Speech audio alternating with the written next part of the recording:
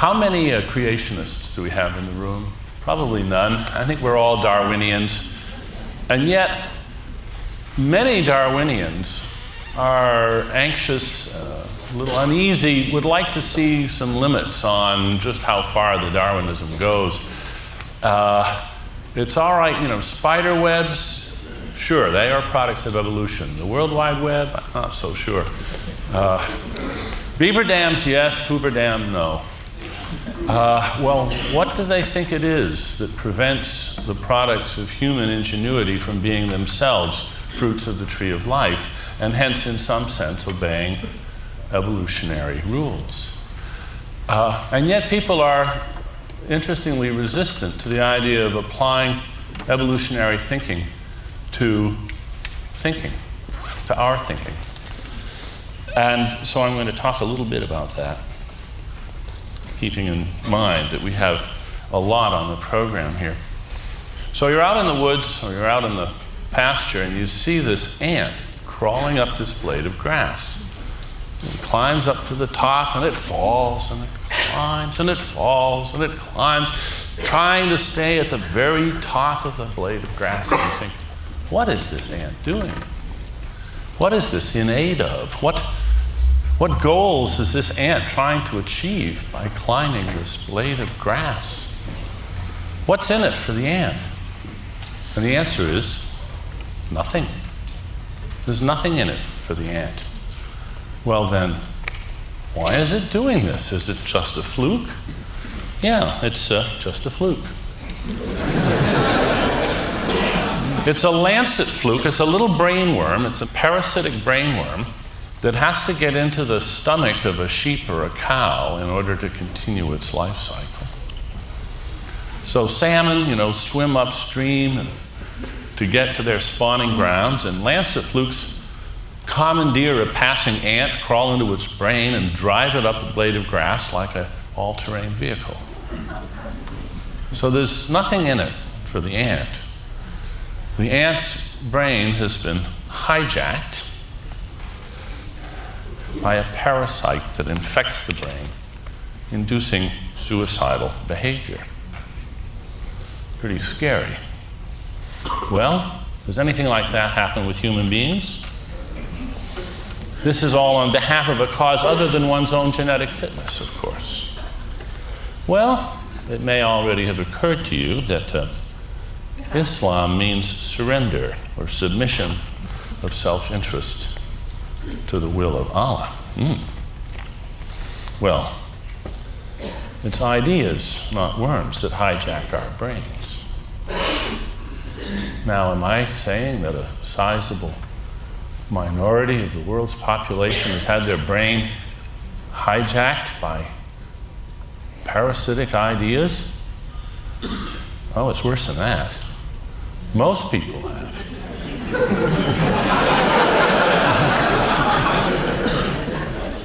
There are a lot of ideas to die for. Freedom, if you're from New Hampshire.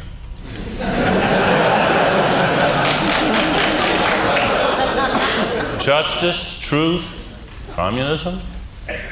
Many people have laid down their lives for communism, and many have laid down their lives for capitalism, and many for Catholicism, and many for Islam. These are just a few of the ideas that are to die for. They're infectious. Yesterday, Amory Lovins spoke about infectious repetitis, and it was a term of abuse, in effect. This is unthinking engineering. Well, most of the cultural spread that goes on is not brilliant, new, out-of-the-box thinking. It's infectious repetitis. And we might as well try to have a theory of what's going on when that happens so that we can understand the conditions of infection. Hosts work hard to spread these ideas to others. I myself am a philosopher, and one of our occupational hazards is that people ask us what the meaning of life is. And you have to have a bumper sticker, you have to have a statement. So this is mine. The secret of happiness is find something more important than you are and dedicate your life to it. Most of us, now that the me decade is well in the past, now we actually do this.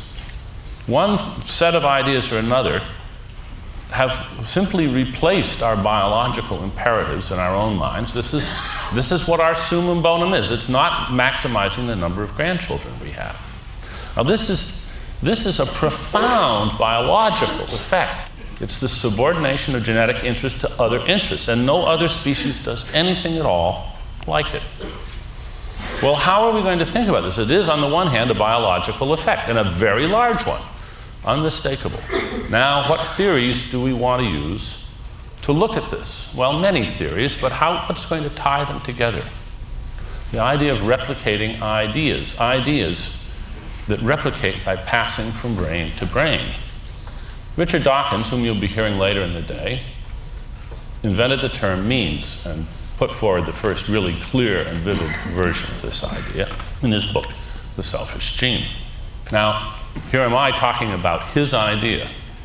Well, I see, it's not his.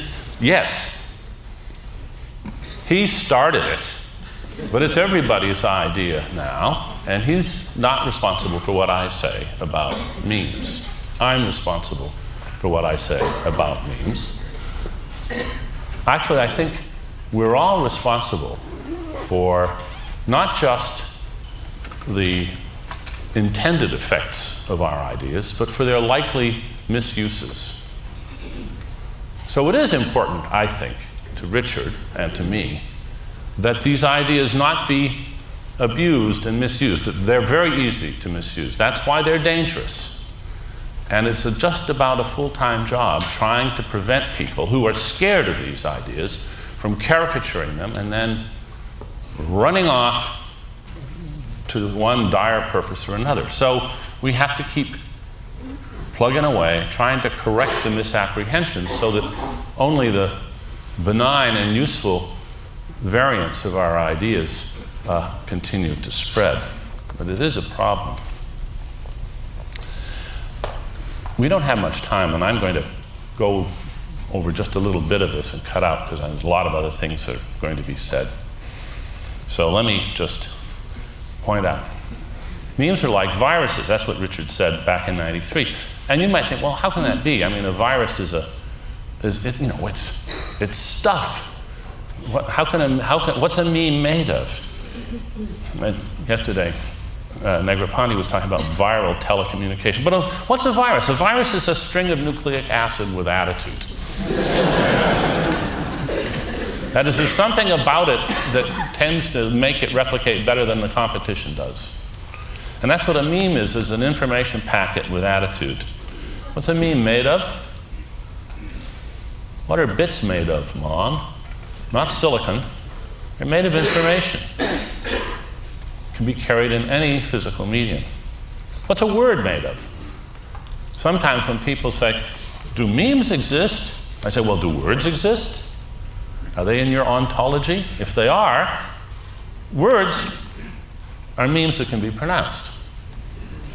Then there's all the other memes that can't be pronounced. They're different species of memes.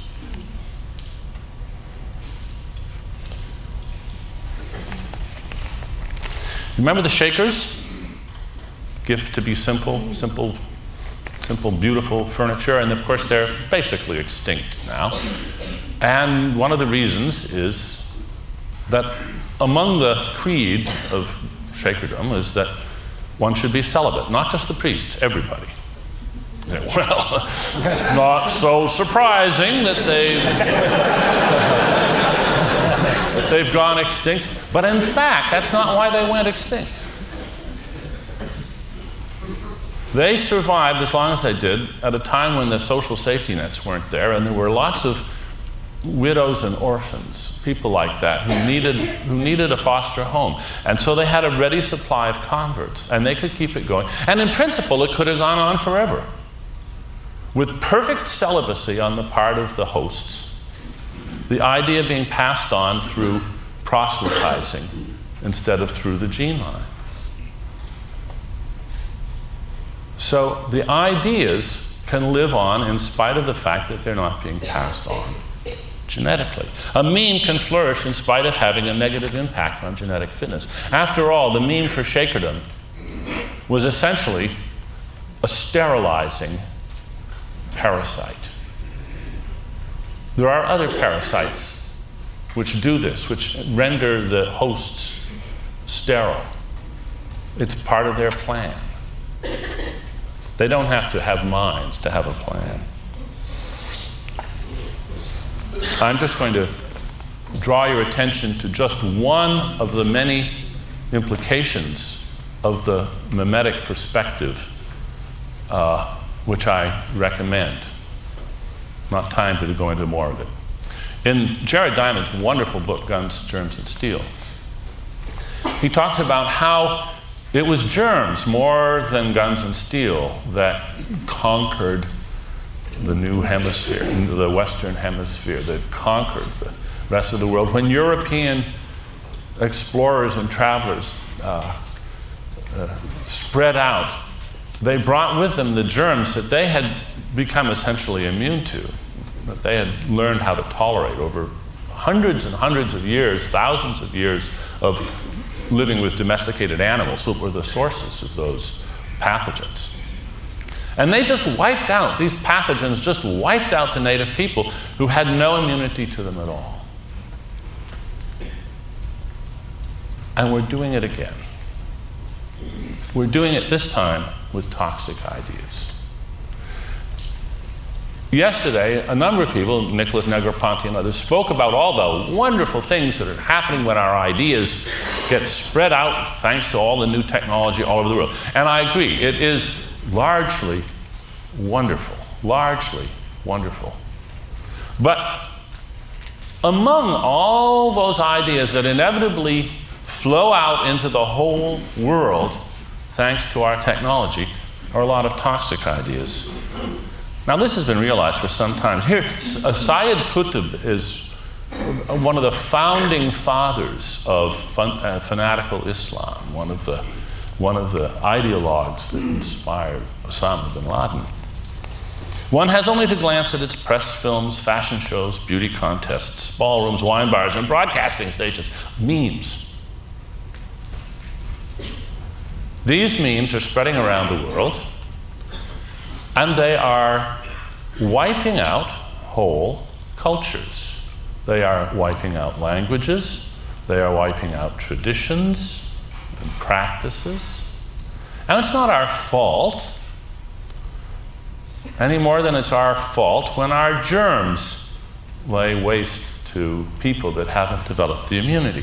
We have an immunity to all of the junk that lies around the edges of our culture. Free society, so we let pornography and all these things, we shrug them off. They're like a mild cold. They're not a big deal for us. But we should recognize that for many people in the world, they are a big deal. And we should be very alert to this as we spread our education and our technology. One of the things that we are doing is we're the vectors of memes that are correctly viewed by the hosts of many other memes as a dire threat to their favorite memes, the memes that they are prepared to die for. Well, now, how are we going to tell the good memes from the bad memes? That is not the job of mimetics, of the science of mimetics. Mimetics is morally neutral. And so it should be. This is not the place for hate and anger. If you've had a friend who's died of AIDS, then you hate the HIV virus. But the way to deal with that is to do science and understand how it spreads and why in a morally neutral perspective. Get the facts, work out the implications. There's plenty of room for moral passion once we've got the facts and can figure out the best thing to do. And as with germs, the trick is not to try to annihilate them. You will never annihilate the germs. What you can do, however, is foster public health measures and the like that will encourage the evolution of avirulence, that will encourage the spread of relatively benign mutations of the most toxic varieties. That's all the time I have. So thank you very much for your attention.